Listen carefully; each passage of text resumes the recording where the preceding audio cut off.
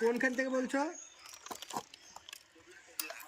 এই 1 ঘন্টা ধরে 1.5 ঘন্টা হয়েছে। হ্যালো, হ্যাঁ পাঠিয়েছি, বলো। অবস্থা দাও। হোয়াটসঅ্যাপে এটা সব হয়ে যাবে। সাইজ ছোট করেছে আগের থেকে, ছোট আছে সাইজ। সমস্যা নাই। দেখাও দেখাও দেখাও, দারুন দারুন।